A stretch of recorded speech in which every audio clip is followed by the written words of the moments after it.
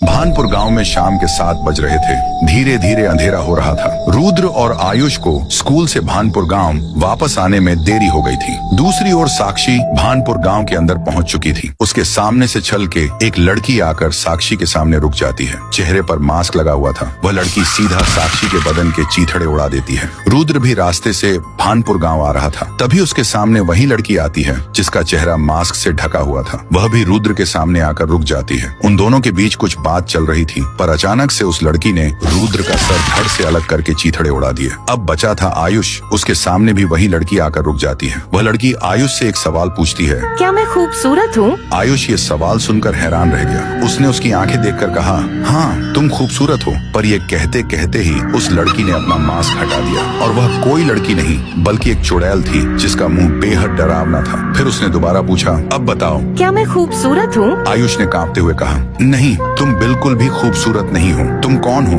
ये कहते ही उस चुड़ैल ने बच्चे का सर धड़ से अलग कर दिया। अगली सुबह टीचर राइस्टार, जो उन बच्चों के स्कूल का सर था, वह बाहर आकर बच्चों का इंतजार कर रहा था। राइस्टार ने देखा 8:30 हो गए थे। अरे अभी तक सभी बच्चे क्यों नहीं आए? रोज तो वक्त पर आते थे, कुछ तो गड़बड़ जरूर है। फिर राइस्टार अपने बाइक पर बैठकर भानपुर गाँव की ओर चला। वहाँ जाकर उसने देखा एक जगह बहुत भीड़ थी और रोने की आवाज आ रही थी। राइस्टार बाइक से उतरकर देखता है कि बच्चों की लाश पड़ी हुई थी जिनके सर कटे हुए थे। ये देखकर राइस्टार के रोंगटे खड़े हो गए। राइस्टार ने पीछे मुड़कर देखा तो वहाँ गांव का सरपंच खड़ा था। आओ आओ मास्टर जी, आपको तो यहाँ आना ही था, राइस्टार बोला। अरे ये सब कैसे हुआ? सारे बच्चे एक रात में कैसे मर गए? इनके सर कैसे कटे हैं? बताओ, कुछ तो बताओ, सरपंच बोला। क्या बताऊं राइस्टार, हमारे गाँव में कुछ साके ओना फिर से आ गई है। उसी ने इन सबको मारा है। फिर उसने कहना शुरू किया, ये बात है कुछ 10 साल पहले की, जब इस गाँव में वो रहती थी। कुछ साके ओना बेहद खूबसूरत थी और उसका पति एक महान समुराई था। दोनों एक दूसरे से बहुत प्यार करते थे।